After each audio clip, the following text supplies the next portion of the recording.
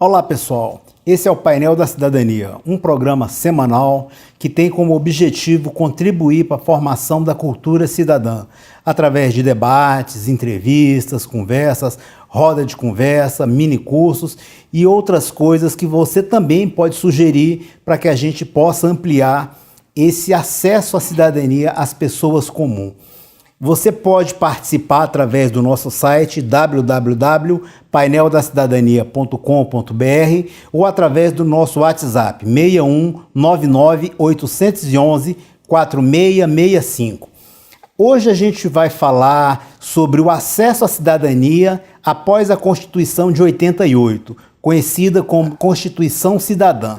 Estamos aqui com o Dr. Carlos Siqueira, que é advogado, foi presidente da Fundação João Mangabeira e hoje é presidente do PSB, Partido Socialista Brasileiro. Seja muito bem-vindo, doutor Carlos. Eu queria que o senhor falasse um pouco sobre esse acesso à cidadania após a Constituição de 88, porque antes a cidadania era reconhecida somente aos trabalhadores que tinham carteira de trabalho assinada, que eles faziam contribuição e tinham direito à saúde. E depois da Constituição de 88, a saúde foi um direito garantido para todas as pessoas. Fala um pouco sobre esse acesso à cidadania. Primeiro é um prazer participar do seu programa e cumprimentar seus ouvintes e dizer que esse é um assunto da maior oportunidade, porque estamos vivendo uma grande crise política, econômica, social, um conjunto de crises, e nada melhor do que falarmos sobre o exercício da cidadania. E a cidadania ele se exerce de várias formas. Existe a cidadania política, que se exerce através do voto, tanto para eleger pessoas como através dos plebiscitos. E existe a cidadania social, ou seja, aquela que diz respeito aos direitos sociais do cidadão, que são direitos naturalmente conquistados pela população. E no Brasil nós tivemos um momento muito privilegiado para isto, que foi exatamente o grande movimento político que culminou com a Constituinte de 1988, a chamada, por Ulisses Guimarães, de Constituição Cidadã. Sim. Nela se estabeleceram os direitos políticos mais importantes dos últimos 30 anos no Brasil. E eu gostaria de lembrar alguns deles, para que as pessoas tenham consciência de que que são direitos mesmo, que elas podem exigir dos governos, mas também para dizer-lhes que isto se deve à grande mobilização popular e política que foi realizada durante a Constituinte, mesmo antes dela, e também depois dela. E eu começaria a lembrar um importantíssimo direito social, que é aquele que diz respeito à aposentadoria social rural, ou seja, um direito previdenciário. A partir da Constituinte de 88, os trabalhadores rurais, mulheres aos 55 e homens aos 60, têm direito à aposentadoria social rural. Eles nunca contribuíram, à Previdência, mas trabalharam. E, portanto, aqueles que contribuem, como nós que temos registro na carteira, os empresários que também contribuem,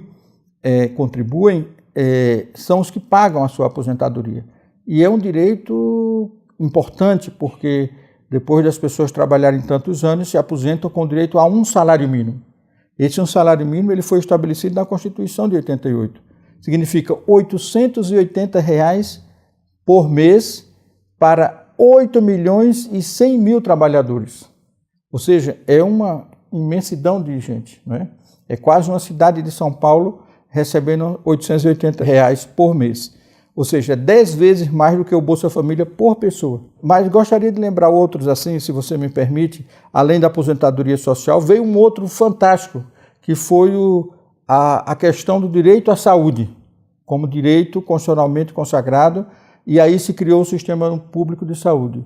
Público, universal e gratuito.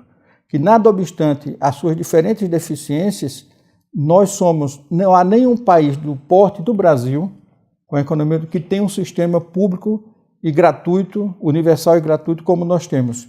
Hoje, um cidadão, mesmo que nunca tenha contribuído com a Previdência, ele pode estar fazendo, e certamente no dia de hoje, pelo menos uma dezena ou mais, uma cirurgia de alta complexidade. Antes de 88, este mesmo cidadão não tinha direito sequer a fazer uma consulta médica. Eu gostaria de falar, doutor Carlos, que o senhor falou bastante que os trabalhadores rurais, antes da Constituição de 88, eram segregados. Eles plantavam, se naquele ano que eles plantassem, eles tivessem condições de colher alguma coisa que não fosse somente para sobrevivência, eles teriam algum dinheiro. E, fora isso, eles ficariam à mercê de ajuda das pessoas. O que acabou com isso foi essa aposentadoria rural, após a Constituição de 88, que deu um pouco mais de dignidade aos trabalhadores rurais, e esses sim puderam fomentar um pouco mais de direitos, como até o direito ao consumo mesmo, comer melhor, ter uma vida melhor e um pouco mais digna. O senhor falou aí outra coisa bastante importante, foi com relação à criação do SUS. O SUS, na minha opinião, é a maior política pública do mundo, porque hoje as pessoas estão acostumadas a falar da saúde, está faltando médico, está faltando isso, está faltando remédio, mas não sabia que antes da Constituição de 88, o acesso à saúde era simplesmente para as pessoas que tinham carteira de trabalho assinada e que fazia contribuição previdenciária. Eu peguei umas informações aqui no Ministério da Saúde, a fonte é o Ministério da Saúde, que a gente tem hoje assistência integral e totalmente gratuita para a população portadores do HIV. A maior parte faz na rede pública de saúde.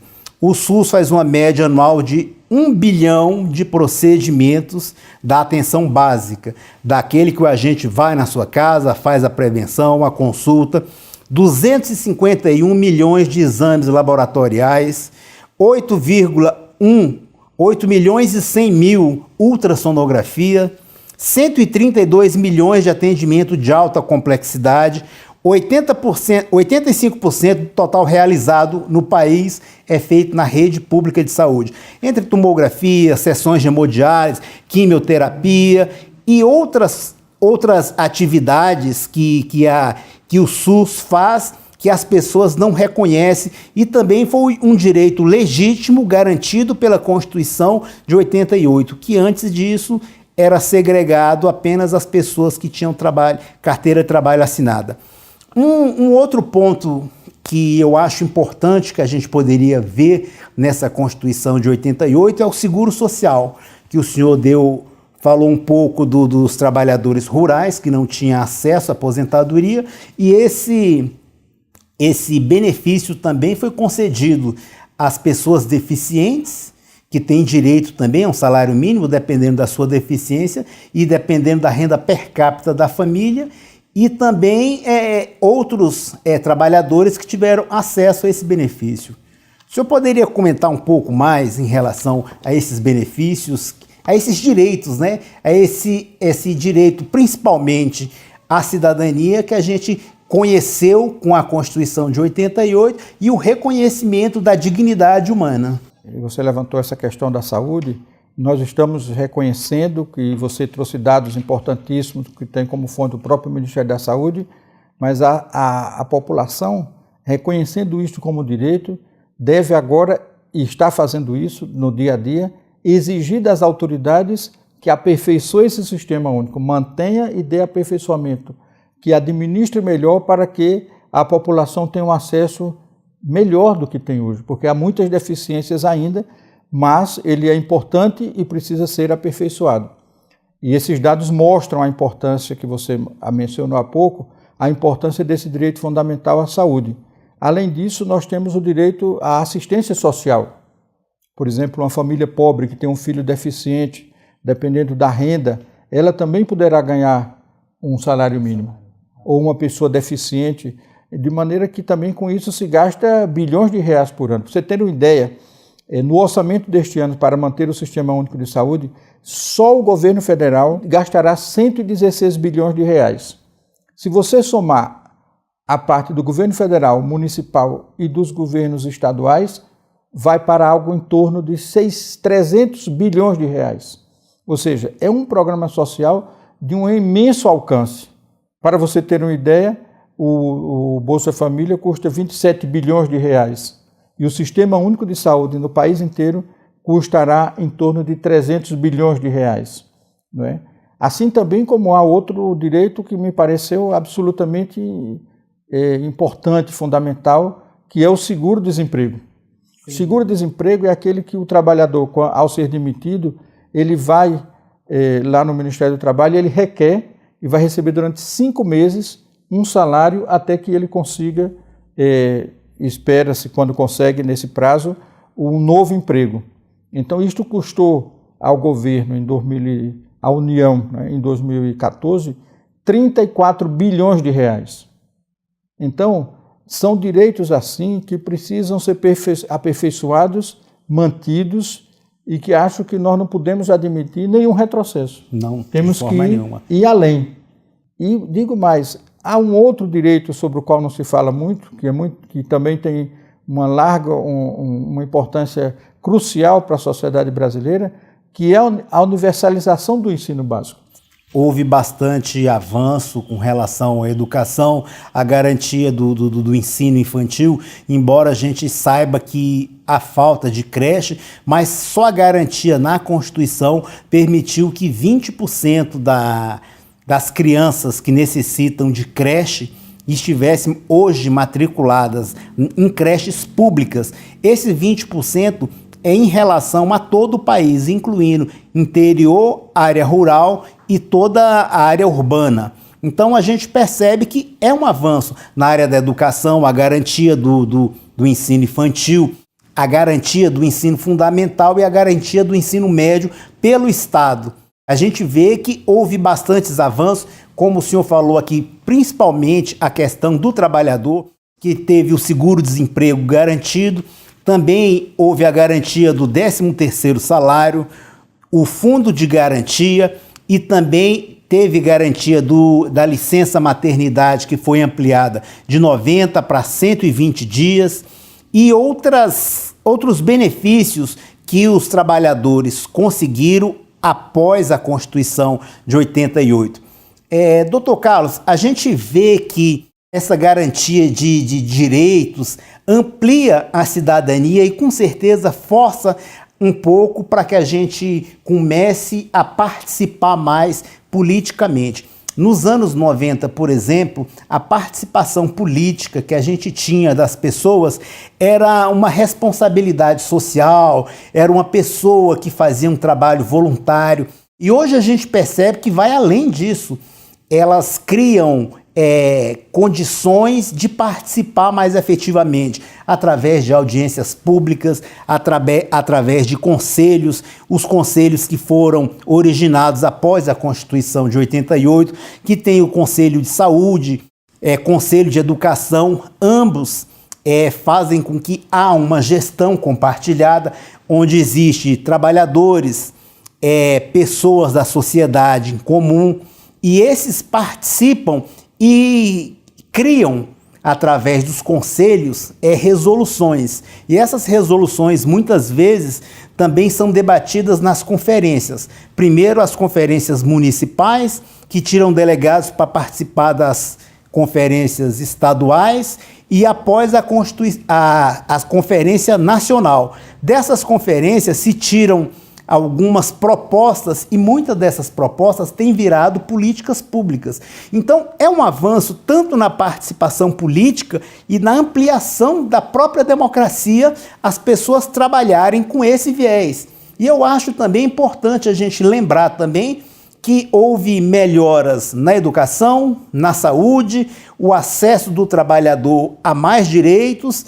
Muitas vezes as pessoas questionam hoje certas coisas que não havia antes da Constituição de 88 e hoje elas já fazem um certo rebuliço, um certo alvoroço por questões que não estão sendo cumpridas. Nos 20 anos que completou a Constituição Cidadã, em 2008, alguns especialistas fizeram uma avaliação. Algum desses especialistas afirma até que essa Constituição tem muito direito, que vai levar o Estado à bancarrota, que não consegue ter tanto direito assim para as pessoas, que o Estado não consegue garantir tantos direitos, mas há também as pessoas que acham que com essa conquista de direitos, tudo isso pode melhorar e fazer com que o Estado cresça ainda mais, com esse espaço de liberdade e essas garantias, como a redução da carga horária do trabalhador, que antes era 48 horas, aí pela Constituição de 88 conseguiu reduzir para 44 horas semanais. Hoje os sindicatos, as associações querem que essa redução caia para 40 horas, o que garante mais emprego e uma melhor comodidade para as pessoas e para os trabalhadores. O senhor pode falar um pouquinho sobre esse acesso dos trabalhadores a mais direitos? Sim, claro. Veja, antes eu gostaria de dizer o seguinte: é importante que nós estejamos aqui mencionando, relembrando essas conquistas de saúde, de educação, seguro-desemprego, aposentadoria social rural, universalização do ensino básico, que de fato são as conquistas sociais mais importantes desse período democrático. Mas nós não estamos dizendo isso para que as pessoas se acomodem e achem que por isso as coisas estão resolvidas, até mesmo porque esses direitos eles estão incompletos na medida em que eles não estão sendo, a eficiência da aplicação desses direitos deixa muito a desejar, especialmente na área da saúde e na área da educação, pela baixíssima qualidade do ensino no Brasil e pela deficiência administrativa que existe com o Sistema Único de Saúde. Portanto, é indispensável que a população se mobilize para garantir a continuidade desses direitos, mas, sobretudo, para aperfeiçoá-los, para lhe dar eficiência, para que essas pessoas sejam atendidas com dignidade, com respeito, como elas merecem, porque isso é pago pela população. Agora, é importante considerar que, para manter esse sistema, é importante que, paralelo aos direitos sociais, exista uma economia funcionando e funcionando bem, porque não há governo de direitos sociais sem que a economia possa ser uma economia eficiente, correspondente para gerar a riqueza e a arrecadação de impostos que garanta este e muitos outros direitos que ainda são necessários no Brasil. De modo que os direitos dos trabalhadores, eles têm muitas conquistas, mas eu diria que hoje há mais desafios que estão postos para a sociedade, em particular para os trabalhadores, do que mesmo conquistas. São importantes, mas outras, tanto a melhora desses direitos, o aperfeiçoamento, quanto a conquista de outros direitos, como você disse, a redução da carga horária de trabalho, da carga de trabalho, isso é muito importante, inclusive porque propicia mais vagas no trabalho também, como a participação, mecanismo de participação, porque existe o exercício de direitos sociais, mas também o exercício de direitos políticos, né?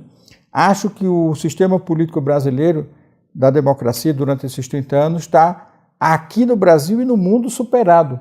A democracia representativa ela já não é suficiente para fazer face à participação da sociedade, que não se sente totalmente representada apenas pelos parlamentares no Congresso Nacional. Ela precisa ter mecanismo de participação cidadã, diretamente no processo político, porque será essa participação que fará com que ela também possa conquistar os seus direitos e eleger pessoas do seu próprio meio que de fato representem os seus interesses, assim como os empresários elegem seus representantes empresários e é um direito deles também. Mas os trabalhadores, que são a maioria da população, eles precisam se organizar melhor, lutar melhor e ter seus representantes e também lutar nos movimentos sociais, o movimento sindical, movimentos populares, movimento contra a discriminação, digamos assim, dos negros. Essa é uma outra forma de exercício da cidadania. A cidadania política e a cidadania social, elas não são estanques e não estão diferentes, elas se casam. Uma é complementar da outra. Então, todos devem ficar atentos para perguntar assim, de que forma eu posso dar a minha contribuição para que eu possa aperfeiçoar os direitos que já tenho e eu possa conquistar outros. Porque nada do que nós mencionamos aqui caiu do céu. Tudo isso é fruto de uma grande mobilização da sociedade brasileira que agora precisa se reorganizar para fazer face a novas conquistas e ao aperfeiçoamento daqueles direitos já existentes. É verdade, doutor Carlos. A gente viu que o senhor falou que nada caiu do céu. Para a Constituinte de 88, foi levado cerca de 400 mil assinaturas de participação popular. Essas pessoas participavam e gostariam de incluir mais direitos sociais, tanto é que conseguiu. Uma outra fala do senhor que eu queria pegar aqui um gancho é com relação ao desafio da política. A gente vive uma democracia representativa, porém essa democracia representativa já não está mais nos representando. Hoje a pessoa vota num pastor e elege um traficante. Desculpe a sinceridade, mas realmente é isso que acontece. Então, com a garantia do sufrágio universal, porque a Constituição garantiu o sufrágio universal, que é a garantia ao voto. E voto é o exercício desse direito. Então, a nossa democracia não está mais se sustentando apenas como representativa. A gente tem que passar para uma democracia participativa. E para que isso aconteça, as pessoas têm que participar mais, seja da reunião das associações, elas têm que se manifestar um pouco mais, exigir um pouco mais dos seus candidatos, para que esses comecem a saber que há necessidades maiores além dessas que eles oferecem no momento.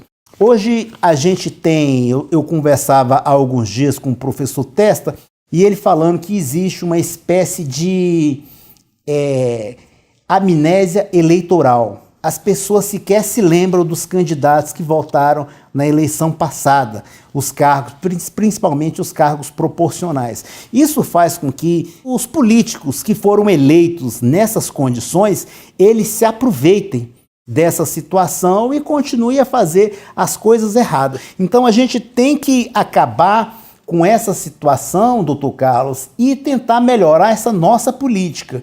O desafio é muito grande, é reinventar a política, a ponto que as pessoas se sintam representadas e queiram participar um pouco mais, para que tenha uma evolução política que a gente consiga ver através de políticas públicas que atendam uma maior parte da população, não somente aquelas que beneficiem pequenos grupos.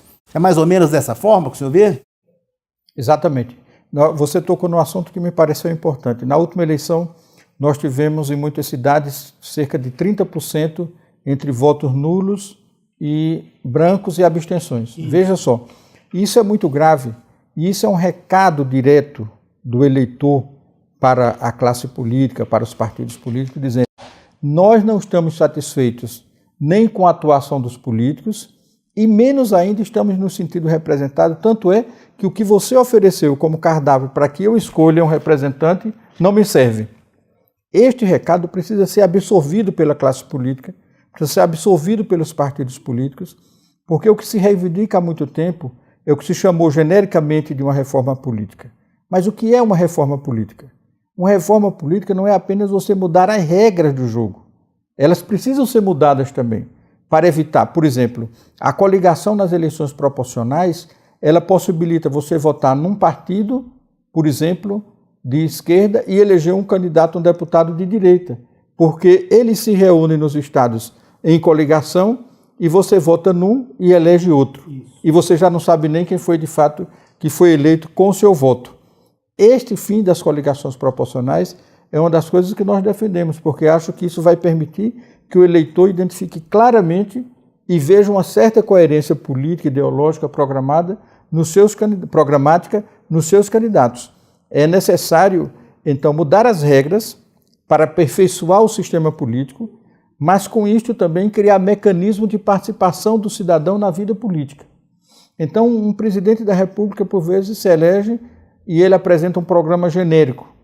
Ao chegar na presidência da República, ele resolve fazer coisas e mexer em questões, digamos, estruturais, estratégicas para o destino do país. Por que não você fazer um plebiscito para consultar?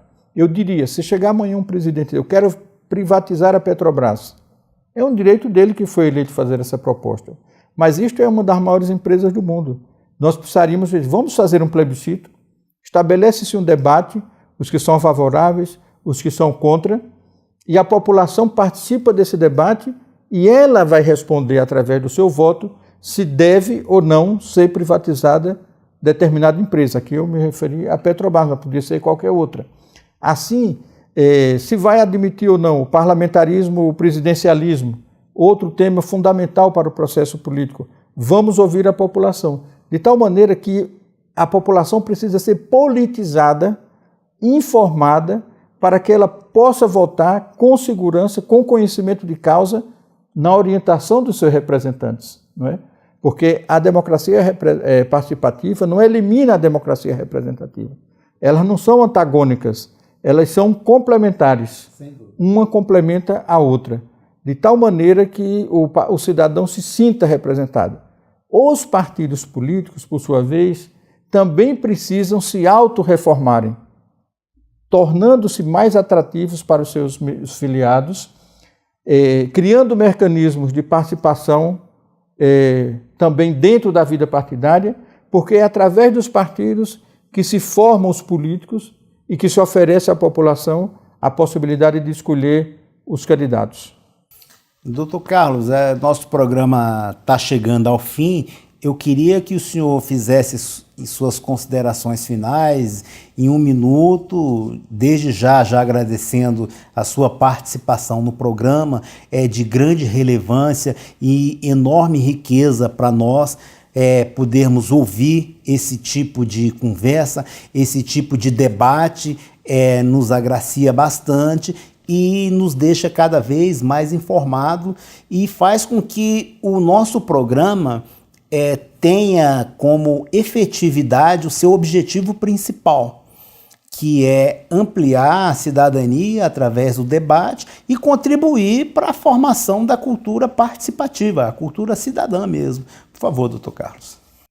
Agradeço a participação nesse importante espaço do seu programa e quero deixar uma pequena mensagem para os ouvintes desse importante programa. Você que está aí em casa, não fique desanimado, não fique apenas decepcionado. Você tem que se levantar porque a nossa tendência é ficar quieto no canto. Mas isso não resolve nada. A nossa tendência é dizer que a política não presta. Isso também não resolve nada. É participando da política, se levantando, tendo um objetivo, tendo um sonho que não seja apenas um sonho individual, mas que seja um sonho de melhorar o mundo, seja um sonho de melhorar o Brasil, seja um sonho de melhorar o Distrito Federal, seja um sonho de melhorar a cidade que você mora, o bairro que você mora, porque ele só vai mudar, ele só vai melhorar e só vai melhorar muito se nós participarmos, se nós tivermos a iniciativa de dizer, não, eu tenho minha contribuição e a minha contribuição vai se somar a um conjunto de outras contribuições que pode mudar. Então a vida precisa de sonhos, a vida precisa de utopias, a vida precisa de acreditar que a gente pode fazer. E nós precisamos, cada um de nós, nas suas condições, sermos um protagonista da história. A história te espera, faça você também, com a sua vida, uma história para melhorar a sua vida e a vida de todos. Obrigado a você de casa, obrigado doutor Carlos Siqueira, a toda a equipe da Companhia do Filme, a todo o pessoal da TV Comunitária que nos dá a condição de exibir esse programa às segundas-feiras, às 21h30, no canal 12 da NET, a você de casa que a cada dia nos incentiva mais a participar de fazer programas como esse. Lembrando que você pode contribuir com debates, contribuir sugerindo debatedores, temas, através do nosso site www.paineldacidadania.com.br e através do nosso WhatsApp 61 99 811 4665. Um forte abraço em cada um de vocês e até a próxima semana.